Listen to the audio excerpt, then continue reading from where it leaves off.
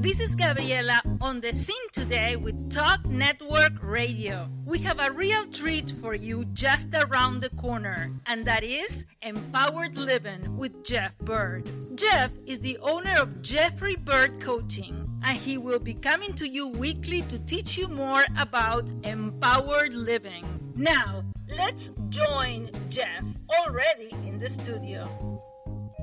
Hello and welcome. I'm Jeff Byrd with Jeffrey Byrd Coaching, and this is Empowered Living. Now, today we're going to take a look at some depth of a statement that maybe you've heard, and maybe you've had somebody say to you, or maybe you've just heard it said that you have greatness within you. That's one of Les Brown's, if you know him. He's a very popular speaker, one of my favorites. That's one of his favorite things to say to his audience is you have greatness within you. And that is true of every single one of us. There is something there that when developed and brought forth is going to be great. It's going to have an impact. It's going to make a difference, and it's going to leave a lasting legacy on this world behind you. So the title of today's broadcast is Unleashing Your Aptitudes. Unleashing Your Aptitudes. We are all born with certain God-given aptitudes, and they all differ from each other. Nobody has the exact same two sets of aptitudes. Now, our gift from God is being given these aptitudes and this potential, the greatness within us. But our gift back to Him and to the world, to the others around us, is developing them and using them. It's like a seed. If a seed's not planted in the ground, if it doesn't receive those nutrients and water and light, all you're ever going to have is a single seed. Might have all the potential in the world, but it's just going to stay a seed. You're never going to get the fruit from it. So I want to explain the four areas that we're given aptitudes in. Okay. We all have a spiritual aptitude. That is a capacity for perceiving and sensing what's not seen. We have a spirit that can sense things. We have intuitions. We have gut feelings, we call them, and we have a capacity for faith in different arenas. So there's a spiritual aptitude that each one of us receives. There's also an intellectual aptitude, the capacity for thought and for reason and for understanding and figuring things out. We have an intellectual aptitude. And then thirdly, we have an emotional aptitude. That's our ability to connect, to feel with other people, to have empathy and sympathy, and to understand and to actually experience the emotions we have. Not to bury them, not to stifle them, to actually allow them to be and to make us part of who we are. Doesn't mean we're controlled by them, but it means we have them. And our ability to embrace those and then to understand them in others creates our emotional aptitude. And then lastly, we all have a physical aptitude. Some people are just born with greater abilities, greater physical ability and aptitude than others. But we all have some aptitude in each of those four areas. And as we develop them, we reach our greatest potential and we make our most lasting difference on the world around us. But I want to picture these aptitudes today, and picture a glass. Picture a nice sized glass. And that represents our capacity in each of these areas. Now, we all have different size glasses. We don't all have the same capacity in each of these areas, but we all have a capacity. And whatever our capacity, our aptitude is, that's, if the glass is full, that's 100% of our aptitude. Now, if we're doing something, if we're engaged in activity or work or something, and it only utilizes, say, 60% of our aptitude in one of those four areas, we're going to have a 40% boredom and lack of fulfillment factor by having an aptitude that's greater than what we're actually using. For example, if you have an intellectual aptitude, you're a lot smarter than what's being asked of you on a particular job. And you can just do that job, with your eyes closed. You're going to be bored because it's not utilizing all that you have. There's going to be that rest of you that wants to be developed, that wants to be more, that wants to be more utilized. That's just going to be bored, and it's not going to be fulfilling.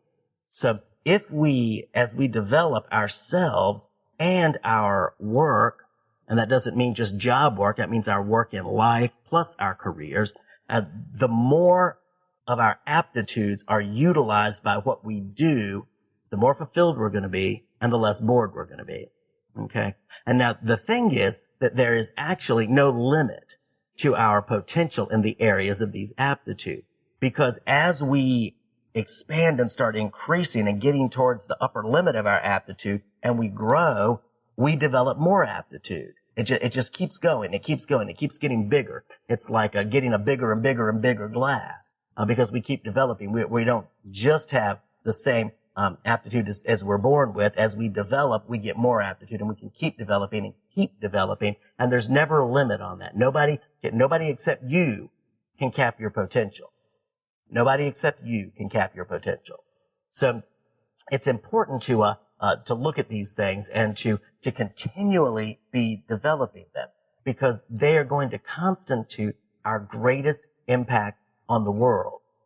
Now, there's a really great benefit of this ongoing development for us personally, and that is the more we add value to ourselves by growing in these areas of aptitude, the more valuable we become, right? So we a lot of people are just asking, how can I get more? How can I get more? How can I get more? Well, the better question is, how can I become more? Because as we develop, as we grow in these areas, we become more and we become more valuable. When we're bringing more good thought, more understanding, more wisdom, more insight, more skills to the table, we become more valuable. We can actually get paid more. We can qualify for different or better jobs or promotions that utilize more of it and in turn recompense us better than what we're doing. And we also were able to add more value to others. The more value I add to myself, not only am I more valuable and worth more, I'm also more able to add value to others. But we always want to make sure that what we're doing is in an area of our strength. We don't want to spend a lot of time developing areas that we're not very good at, because we're never going to get so good in them. So if we start with the areas that we're good at, that we're passionate about, that we have a natural gifting and aptitude for, and we start adding value to those, now we're going to make a lot better progress, and we're going to be able to help others a lot more, make a much bigger difference in whatever we do, and continue to increase our own value. So now our aptitudes are also directly tied to our purpose, our engagement, and our fulfillment. If you've got somebody with a really strong spiritual aptitude, well, probably engineering may not be their thing. You know, they may be more designed towards a pastoral role or a counseling role or something like that. If you've got somebody with super strong intellect, maybe they're going to be more geared towards engineering or a doctor or those things that require a lot of understanding and very precise thought. So it really pays to find out what those aptitudes are and then find that that's going to be an area when we utilize those, that's going to be something that's purposeful for us, that makes us more valuable and that allows us to add more value to others. So, and we're going to be a whole lot more interested and we're going to be a whole lot more engaged in what we do when we're utilizing those aptitudes. Jeff will be back shortly to wrap up today's message. This is Gabriela, still on the scene today with Talk Network Radio. If you're just tuning in, you're listening to Empowered Living with Jeff Byrd. If you've missed any part of today's message, you can hear it again online, as well as the entire archive of Empowered Living at www.talknetworkradio.com or search keyword #Empowered Living. We would like to acknowledge our music partners, Sound Ideas for Corporate to the Max and Kevin MacLeod for Airport Lounge. Any scriptures read during this broadcast are from the New American Standard Version of the Holy Bible. If you would like to learn more about Jeffrey Byrd Coaching, visit www.jeffbyrdcoaching.com. That is JEFFBYRD coaching.com. Do a Facebook search for @CoachingRocks or drop Jeff a line at jeff@jeffbyrdcoaching.com. Again, JEFFBYRD coaching.com. Let Jeff's coaching rocks be the building blocks of your empowered success. Now, let's go back to Jeff for the rest of today's message. I want to give a few tips to developing our aptitudes and reaching our greatest potential. They are, number one, determine your areas of interest and your greatest strengths. Okay. And it's interesting. I run into so many people and I ask them about this. So what would you like to do if money and fear and none of those things were a factor? What would you like to do? And they look at me with this blank look and say, I honestly have no idea. And that's a shame. We need to have an idea of that, of what our greatest interest and our greatest strengths are so that we can know what to develop.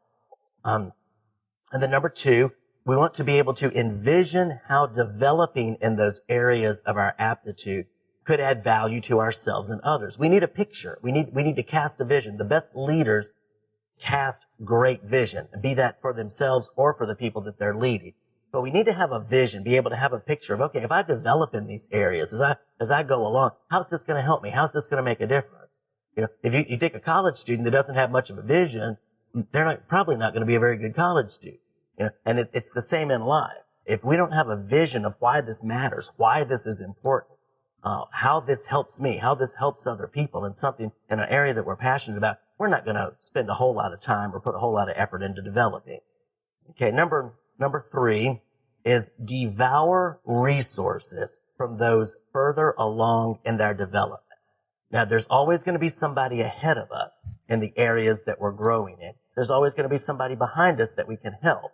But what we want to do is find those people who are further along and start learning from them, learning before we get into a situation where we have to learn.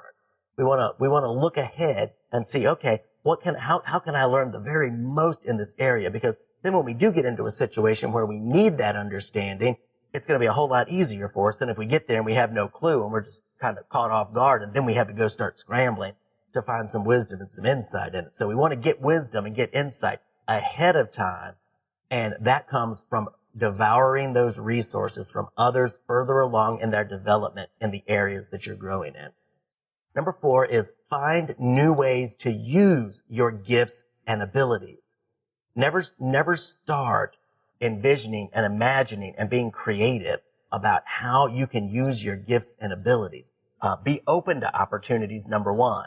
Look for them, think about them, and be open to ideas from other people. And as you get out there and do the ideas that you already have, new ideas are going to emerge. New people are going to come along with different ideas that can help expand. So always be looking for those new ways to use your gifts and abilities.